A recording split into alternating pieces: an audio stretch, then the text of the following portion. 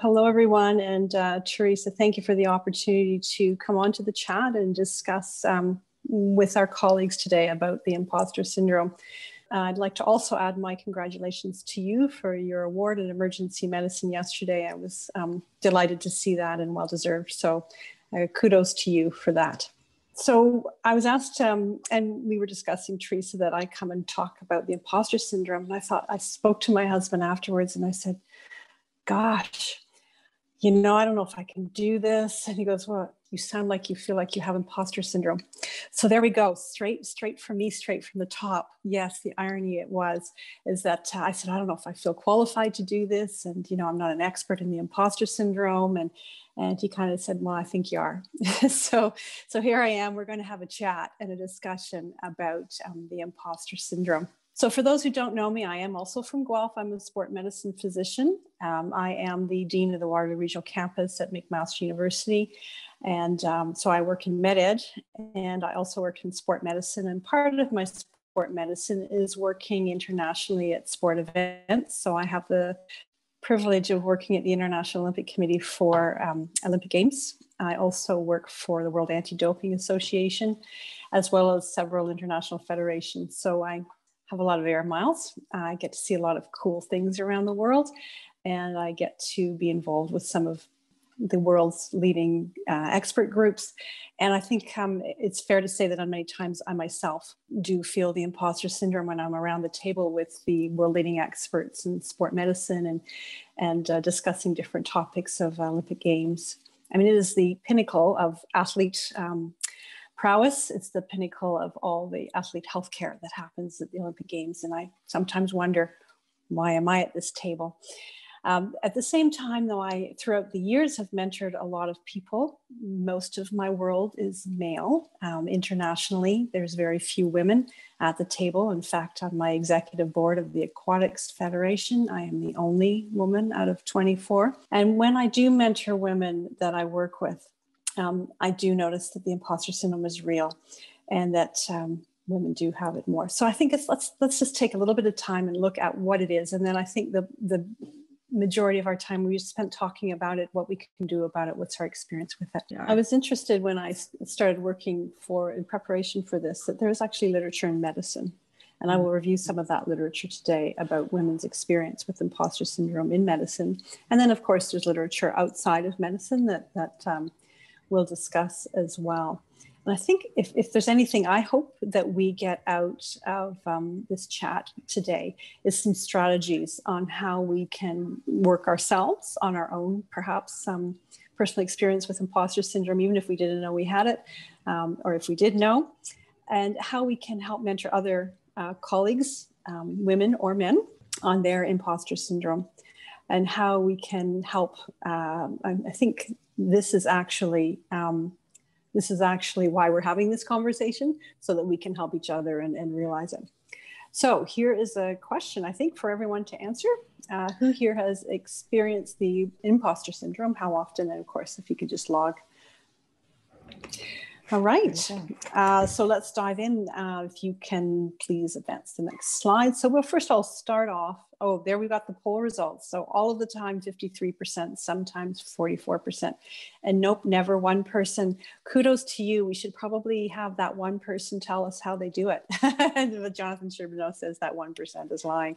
Okay, so what is the imposter syndrome? Let's move on the slide, please. It's a concept of describing people who are unable to internalize their achievements and are afraid of being exposed as a fraud. So I'm just going to let you ponder that for a moment and see if it rings true. So here it is. When someone says, how are you doing? And of course, we're programmed to say, yeah, I'm good, thanks. Doing just fine. But what does our narrative, what does our inner voice say to us? And if we could have a blackboard behind us, is this what's saying behind us? Is this what our brain is saying to us? Well, that was lucky. Got through on that one. Oh, man, they're going to find me out. They'll figure out I'm a fake. It's just not perfect. I'm not good enough. I don't deserve this. Now, it doesn't mean that you do this all the time, but it might be at times when you feel less competent. So what does it feel like? So here, I think this visual helps me very much. this is the gray circle is what I actually know. Well, kind of, maybe sort of, this is what I know.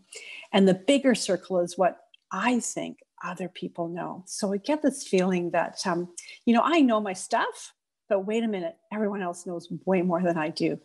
And I'm going to be caught out. So what actually it in reality is, not what we think, but what the reality is what you know is still solid there in the center. What other people know overlaps with what we know. And together, that's why we have teamwork in medicine. We can actually work together and get things solved. So to put it in perspective, this visual really helps me that what we know isn't necessarily a small bit of what everyone else knows. It actually is overlapping. So I find this visual very helpful for me. So the characteristics, as you could tell from some of the graphics, that self-doubt, that we attribute often our success at what we do to other things. So it might be that, well, if it weren't for my good team, or gee, thank goodness I had some luck this time.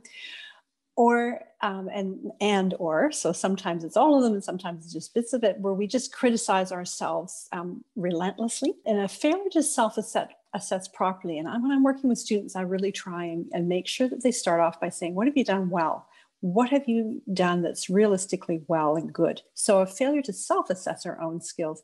And then this perpetual worry as a woman not to live up to our expectations. So what are they, and are they high, and are they realistic? So let's go into some of the statistics of how common is it actually? Well, we've seen amongst our group, it's pretty common.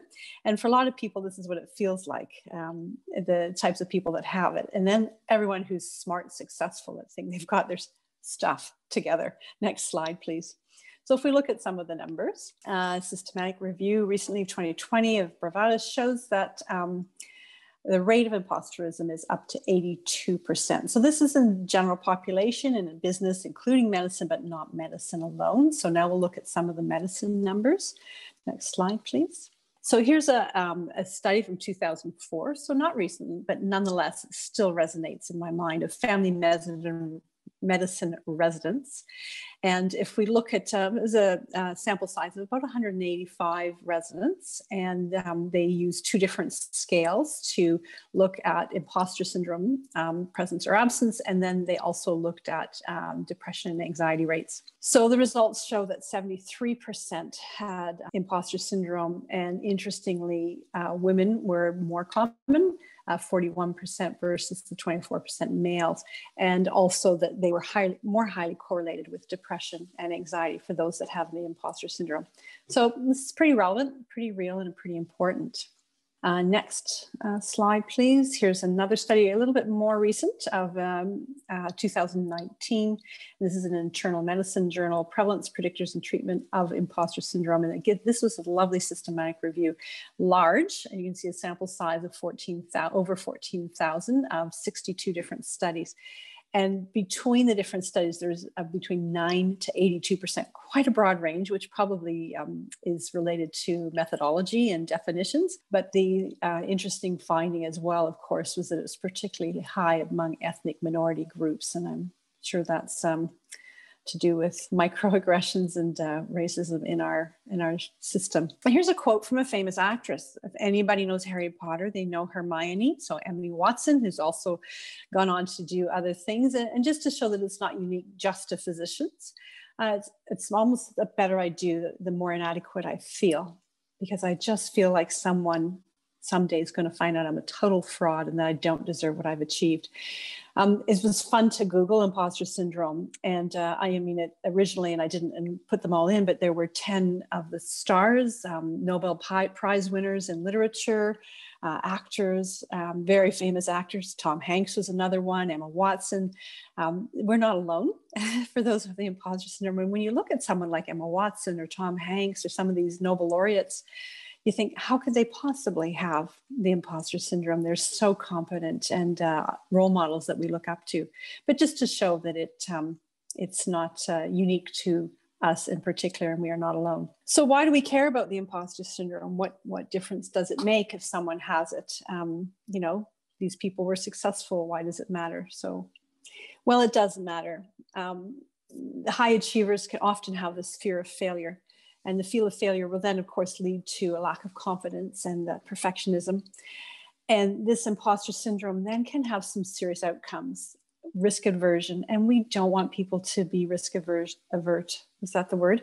We want them to take risks. We want people to move forward. We only can innovate by people saying, okay, let's take a chance and let's make this happen and work hard. So risk aversion is something we wish to avoid. Indecisiveness. We cannot be effective in our jobs in healthcare if we are indecisive. We cannot be effective as leaders if we're indecisive. So, and the final one is procrastination. I'm sure all of us at some point in our lives have had some procrastination, but things don't get done if we leave things to the very end, or they don't get done with the best of quality if we leave them to the very end. So we care for these reasons. But we care for other reasons. You may have recalled this slide I put earlier from the internal medicine that showed the rates of imposters, but there was one part of the study result that I didn't show, and I show it now, is that the comorbidity of imposter scores with depression, anxiety, impaired job performance, job satisfaction, and burnout were quite high. And this was across both of the studies, also the one that I described in the family medicine residence. So not only will we have less productive faculty members, or we will be less productive ourselves, there's also healthcare risks that go with this in terms of mental health, depression, and anxiety. So we do care about this. We want to keep ourselves healthy. We want to keep our faculty and cohorts and colleagues level healthy as well. So it is important that we address the imposter syndrome, and that's why we're here today. And thank you to MacPFD for putting this on the agenda, and Teresa for organizing this session. And this quote really spoke to me. It's not what you are that holds you back. It's what you think you are not. And so maybe we could ponder this in our small groups, in our breakout sessions. It's not what you are that holds you back. It's what you think you are not. And I think that's a very important thing.